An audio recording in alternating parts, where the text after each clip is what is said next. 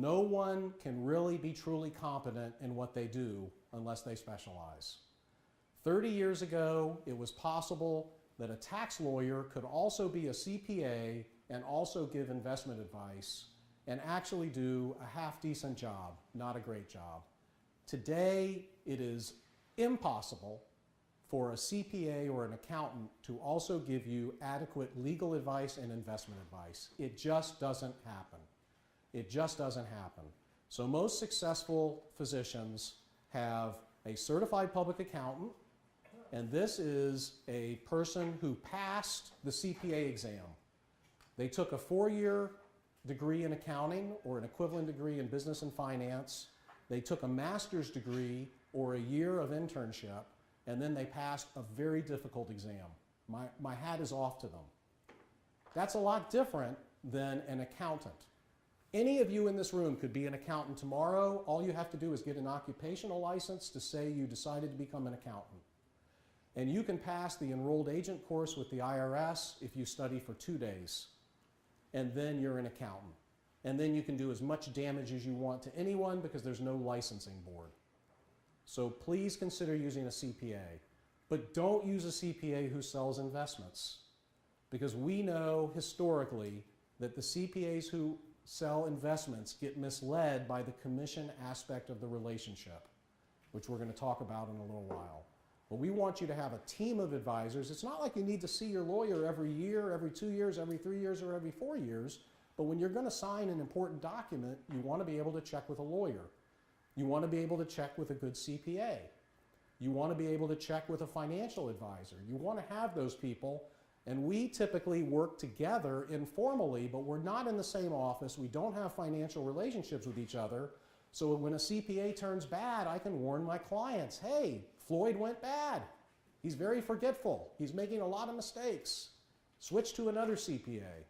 Or the CPA may say, Alan's usually a good lawyer, but for this situation, I don't recommend Alan. He won't let you invest. He's too negative on these things.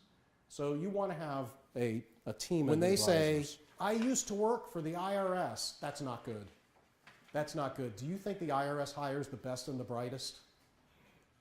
They can't afford the best and the brightest. The best and the brightest go into private CPA firms.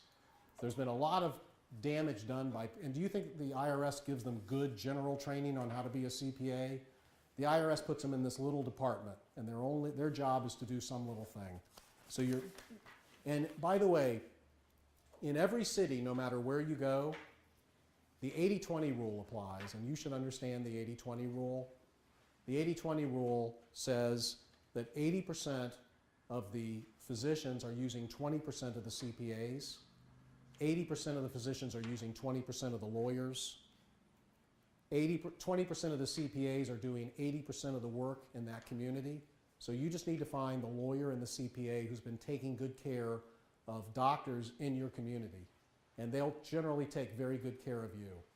But if you go to a CPA who doesn't really understand how doctors work, how doctor accounting works, but they're your best friend from high school, you're going to need a second opinion. You're going to need to make sure that they're not missing anything. The same thing, oh, my brother-in-law is such a smart lawyer. He specializes in international law, so I'll have him review my employment agreement. That doesn't, it's okay if other lawyers also review it, but you want lawyers who actually do what needs to be done. Just like everything you're learning here, all the procedures you're doing here, the first one you do, you're not as good as the 20th. So, you don't want to be anybody's guinea pig as far as when you choose your professionals. Now, when you do go on your own at page 56, I want you to make sure that you get a good actuary to look at your pension situation. You cannot just rely on a broker or a bank. A good actuary will not charge you to look at your pension situation, and they'll show you ways to improve the situation. Your team of your financial advisor, your lawyer, your CPA, because I don't know where to start with that, nor do I know how to tell if this person is, scrupulous or I know. I know. Sell me, snake oil or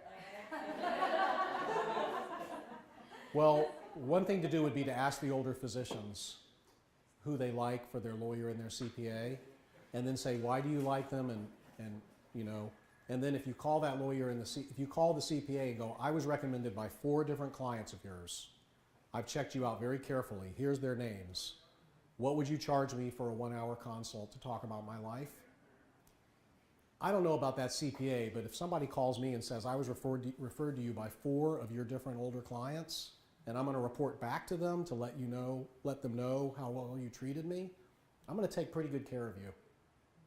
But it's going to be CPAs and lawyers who have 20 years or more experience. Now, the lawyers, we rate ourselves in a publication called martindale.com. It's over 100 years old, and we give each other confidential peer ratings.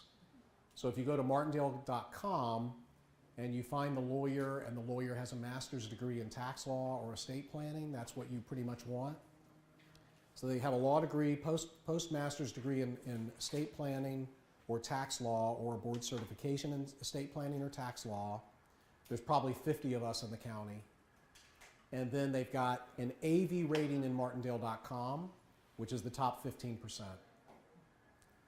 The AVO thing is a complete fake, but the martindale.com AV rating is the top 15%, peer review confidentially.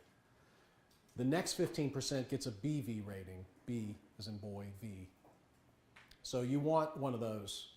Board certified in tax or estate planning, or a post-law master's degree called an LLM, and then board certified, and represents some of the older doctors who you know.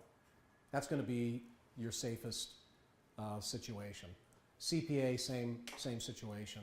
But then the question is when you talk to the older doctor, does she really care? Does your CPA really care? Is she somebody that I can really like? Because quite honestly, some of the personalities, as you know, aren't so good. My wife broke her foot recently, so I sent an email to one of the best surgeons, and I said, who's good to go to? And he gave me he goes, here's the best 4. They're equally as good. Here's the bedside manner of each. Right? He goes, if it was my wife, I would go to this one who's not even the second best, but has the best bedside manner. Because there's only so much you can do for this condition. So, that. And then if you have to meet, you meet with that CPA, and if you don't like them, just go to another one. You'll learn a lot at each interview. And they should be very empathetic. Everybody's trying to help somebody who's new.